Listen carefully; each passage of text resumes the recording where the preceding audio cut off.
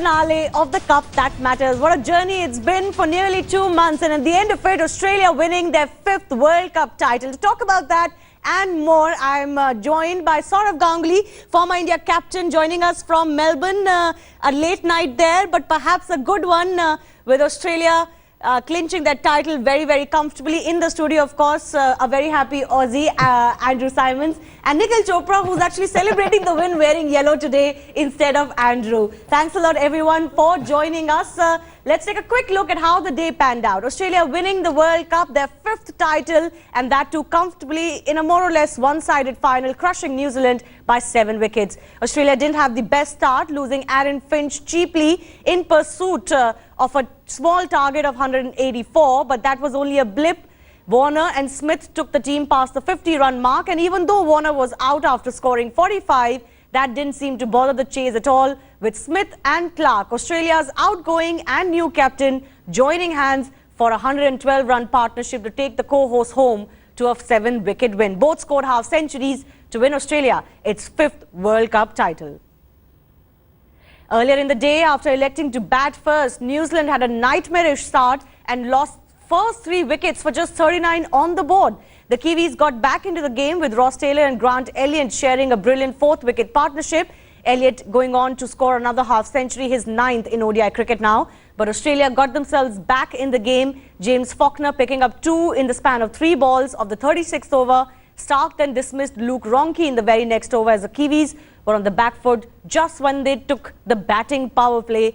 In the end, Elliott's dismissal in the 42nd over all but ended New Zealand's hope of a revival as they were dismissed for just 183.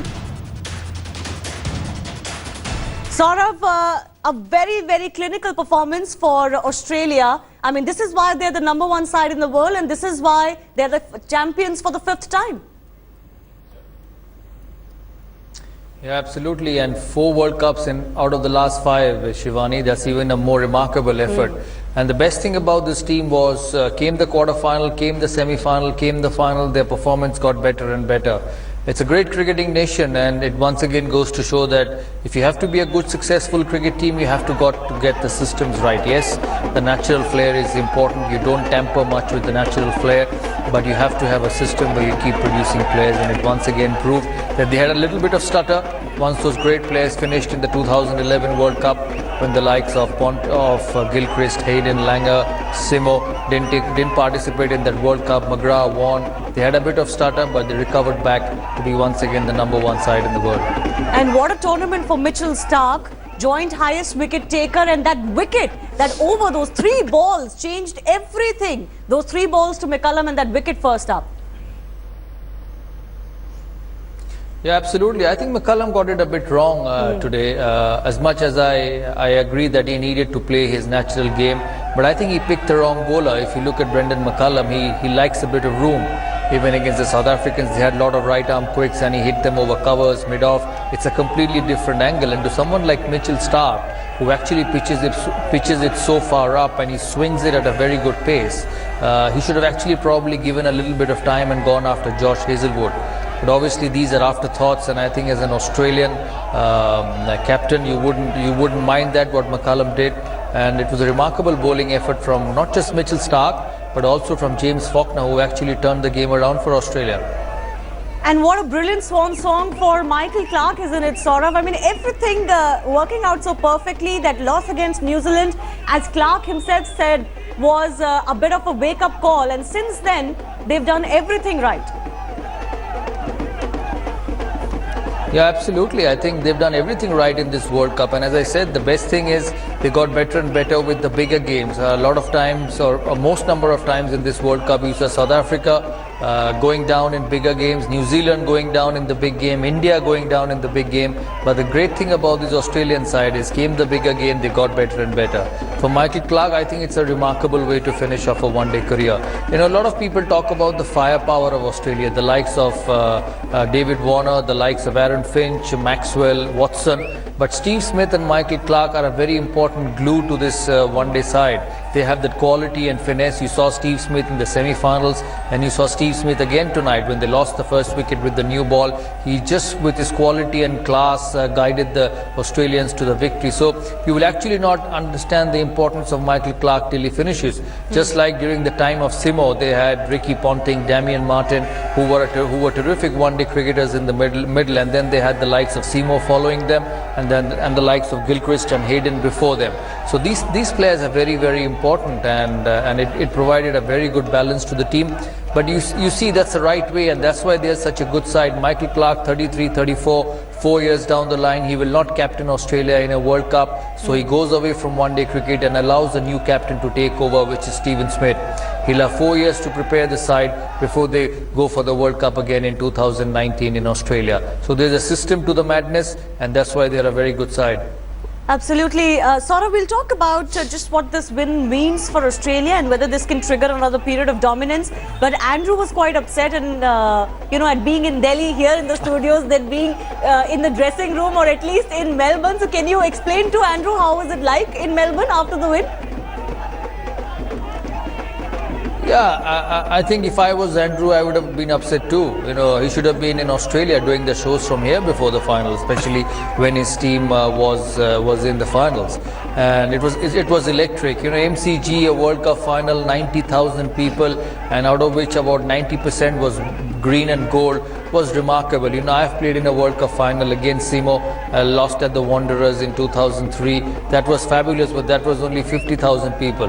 It was 93,000 tonight at the MCG, and it was so fabulously well organized. The MCG was lit up. A fabulous day at Melbourne, not the hottest day because it's obviously getting close to the winters. A lovely day for cricket at the MCG, and a packed house, and Australia being absolutely clinical. It could get nothing better than this, but I'm sure Simo would not be worried because he's seen a few of them.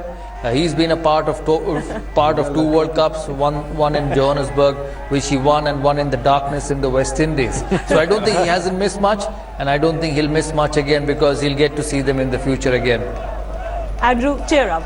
You're going back soon. I'm going to get over it. But yes, we can't thank you enough for being here. Of course, Team Australia back to dominating world of cricket. The team struggled for a while, as Sourav mentioned, as well as a number of legends retired after 8 years.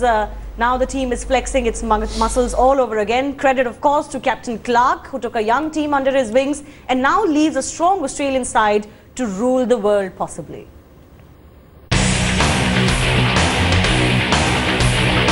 Australia have now completed a 5-star win in the biggest cricket tournament. And with this, the days of Australian domination of the cricket world are back. This is a team ready for the present and ready to take on the future. A team ready to crush any opposition the way Ricky Ponting's team once ruled the world. Australia did not have a terrific start to the tournament as their match against Bangladesh was abandoned. Worse was to follow as Clarke's men lost to New Zealand in the pool match. However, there was enough in Australian tank to take the team through. The real Aussie spirit came out during the knockout phase of the tournament. I think more importantly, it's about getting better. Every time you walk out onto the field, you're improving. Because come quarter-final time, that's the knockout stage. You need to be at your best at that time. Australia took on and crushed the Bayud Pakistan team at Adelaide by 6 wickets. World champion India proved to be no match in the semi-finals as the Australian team won the match by 95 runs. The final 2 was a one-sided affair as Australia snatched the title by a thumping 7-wicket victory. Along the way, the young are ready to replace the old as Michael Clarke bids farewell.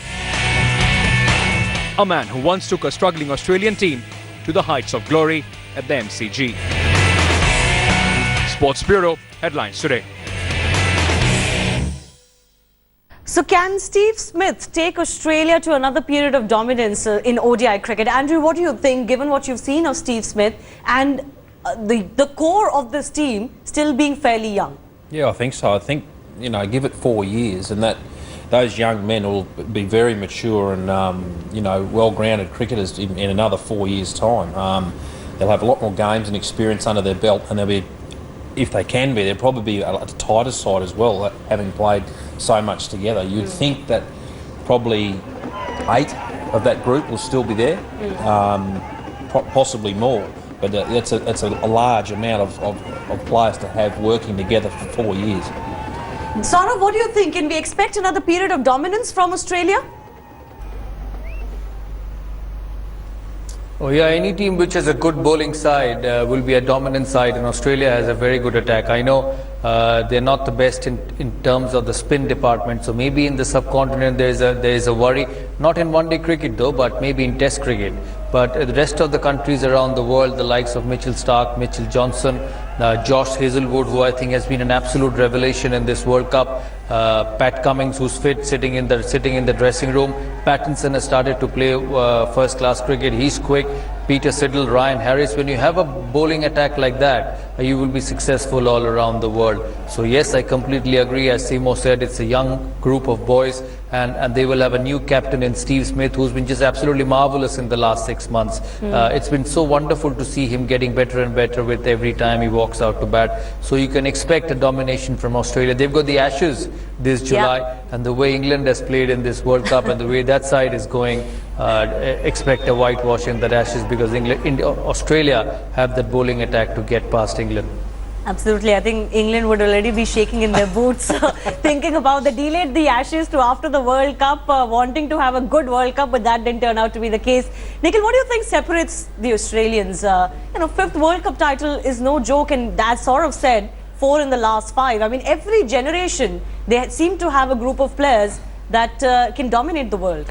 Shivani, we spoke about this in the evening show, and we said the system, and Dada also just said that the system also makes the difference. How you prepare your youngsters from the under-19 to the first class level, the grooming, the maturity, the thought process into turning people into match winners. When somebody gets a 30-40, his job is to go out there, convert that, get a big enough score. That's contribution towards victory. And also with bowling. If you're bowling well, your idea is to go out there, get wickets, and try and win a game. So it's a different sort of mindset altogether. Tell me, how many sides in the World Cup, or forget about the World Cup, in the world, would you have somebody who's played the World Cup as captain when your captain got injured, stand-in captain, and once he comes back, hasn't got a game, George Bailey sits out and Smith takes over because he's been in phenomenal form. I think I should ask Dada that. Only in Australia that can happen, isn't it, Sourav? Yeah, absolutely. You pick the best players to play, and whoever it may be, and that's how it should be. And I think it's a lesson for everyone around the world to see that and see how you can get better. You look at England; they didn't have any plans for this World Cup. They got rid of Alistair Cook a year before the World Cup, got in Ian Morgan, who didn't have enough time to prepare the team, just played with whatever they got. The selectors gave him, and he went into a World Cup. You don't win World Cups like that. World Cup wins come because of a system and because of a thought process. Michael Clarke wins a World Cup and retires. How many captains in the world would do that? He's 33 years of age. He might say, okay, I'll go to another World Cup, maybe a Champions Trophy, try and win it, and then I'll see what happens. But it doesn't work like that. So that's the reason they are such in high esteem, and as cricketers and players all around the world. They're honest, they pick the best people, and that's why they're the best side. And a quick word about what separates the Aussies from the other. I think, I suppose in a battle, culturally you're taught to be very ruthless. Once you get in front, that's where you stay, and that's bred into you from the minute you start playing first-class cricket. And I think that's probably the killer instinct. That killer instinct. I think that's probably one of the best attributes of an Australian cricketer. They're very ruthless, and in big games, it's so important. You don't let the opposition back in, and Australia didn't do that in the semi-final or the final. They just got in front, and that's where they stayed. Absolutely, it's risky to let Australia get in front because they don't often give you very many chances to come back into the match. The top charts of the 2015 ICC Cricket World Cup. Let's take a look at the highest run getters after the tournament conclusion. Martin Guptill at the top of that chart, but really that won't mean much for him. 15 runs today only that took him past Kumar Sangakkara to 547. And he would be disappointed though that there wasn't a big innings in the final. Of course, all that matters really is that title. But a very good tournament for him overall. highest individual score ever in a World Cup with a brilliant double century as well. Let's take a look at the top run getters, and that's where the difference was made perhaps. Mitchell Starc, 22, joint highest wicket taker with Trent Boult, who bowled extremely well as well. Got that early breakthrough in today's final as well. But with 183 on the board, that was never going to be enough. But both these gentlemen had a great World Cup. Mitchell Starc turning out to be a star already, and of course one to watch out for in the future as well, just as Trent Boult. For India, Umesh Yadav and Mohammad Shami did extremely well with the ball, 18 and 17 for them respectively. Sourav, Mitchell Starc, brilliant tournament for him. But the New Zealanders will be really heartbroken for this, especially the veterans like Vittori, Brendan McCullum, who had a great tournament overall, Martin Guptill, Trent Boult. You know, they're still the runners-up. Yeah, that's the way it goes, isn't it? Somebody has to win and somebody has to come second. So it was this time New Zealand's turn, like many other countries in the last 5 World Cups. You know, sometimes it's Pakistan, sometimes it's us, and sometimes it's Sri Lanka, and now it's New Zealand. So that's what Australians have done to some of the World Cup finals. And to be honest, Australia were a far better side. New Zealand actually have themselves to blame. They got into a good position on the 35th over with the batting of Ross Taylor and Grant Elliott when they were 150 for 3. But then they lost 7 wickets for 30 runs. When you lose 7 wickets for 30 runs in a World Cup final, you don't win cricket matches. Actually, New Zealand had an opportunity to get to 265, 270, which could have been a good total on this wicket. The mindset would have been different. But that's the way it goes, and that's why James Faulkner was the man of the match tonight. He got those 3 wickets in the power play and completely turned the game head on for Australia. Absolutely. Let's take a look at how the social media reacted to the win today. A few tweets that we've selected for you. Congratulating Australia, of course, but here's a sweet one. First time in cricketing history, New Zealand won the hearts, not Bangladesh. All right, moving on. Of course, New Zealand did do very well, and a lot of people were supporting them, especially here in India and all over. They wanted a new world champion. Clarke has been such a quality performer, aggressive player, classic batsman, and a smart strategist. And what a way for him to bow out of ODI cricket. Australia will remember him for a long time. And of course, he dedicated this win to Phil Hughes. Rest of the world wanted New Zealand to win, but Australia is a champion team indeed. Won the cup in style comfortably. That's right. And as Sourav said, Australia have done this to many sides in the World Cup earlier. Today it was New Zealand's chance. A gutsy World Cup win, no doubt. Mitchell Starc's first over won the match for the Aussies. Those 3 balls to McCullum were brilliant. And sometimes it's these moments of brilliance that make all the difference, especially in a big match. First time in history, man presenting an award, which is Sachin Tendulkar, gets a bigger cheer than the man receiving it. That's the magic of the Master Blaster. Of course, Sachin Tendulkar gave out the award for the man of the series, the man of the tournament to Mitchell Starc, and got a huge ovation at the MCG. Team scores of 400 plus, individual scores of 200 plus, 300 being the par score. Still a bowler is man of the tournament. Good to see. Well, that's actually one of the trademarks of this World Cup, isn't it? And that's why Mitchell Starc's performance is to be credited so much, Andrew, because the world of cricket has shifted so much to in a batsman's favour, yet a bowler manages to win the World Cup for your side. Yeah, well, if you look at the way that one-day cricket's structured now, the bats, there's 2 new balls, so you're hitting a hard ball. The fielding restrictions, the small boundaries too, with everything being roped in so far now. So everything's stacked against the bowler a lot more heavily now. So for him to have an average of 10 was quite amazing. And obviously take that amount of wickets, that speaks for itself. Final comments, Nikhil, anything that stands out for you for this World Cup? We'll of course do a comprehensive review as well soon. Well, I think Australia, you know, as a tournament, they progressed in the tournament, they just kept getting better and better, and then wake-up call, like Michael Clarke says, against New Zealand, it actually woke them up. You know, tied the loose ends up. Semi-final and final, absolutely clinical. Shivani, they didn't allow the opposition to come back into the game. Like Andrew said, very ruthless. Absolutely. Ruthless is the word to describe them. Sourav, final comments from you. What stands out for you? What's your lasting memory from this World Cup? I think obviously Australia winning is a great memory for all of us who've been watching this World Cup. But for me, the one thing which stands out in this World Cup and for everyone to take notice is that quality is very important, ability. If you're good enough, you will win, and I think ability stands out at the end in whichever format you play. Another thing, with the turnaround, with the turnout in this World Cup of the fans from all around the world, I think it's a new birth for 50 overs cricket. And as I said, all three formats are here to stay, and the 50 overs cricket has got a new life in this World Cup. Sourav Ganguly, thanks a lot for joining us throughout the World Cup. Same for Nikhil and Andrew. We'll do a comprehensive review of the World Cup as well. But since it's Australia's day, Andrew, why don't you do the honours and close the show for us? There you go. All right, Andrew's hit the wheels. Thanks a lot for joining us, all our guests. That's all the time we have for Goodbye. Thanks a lot for watching.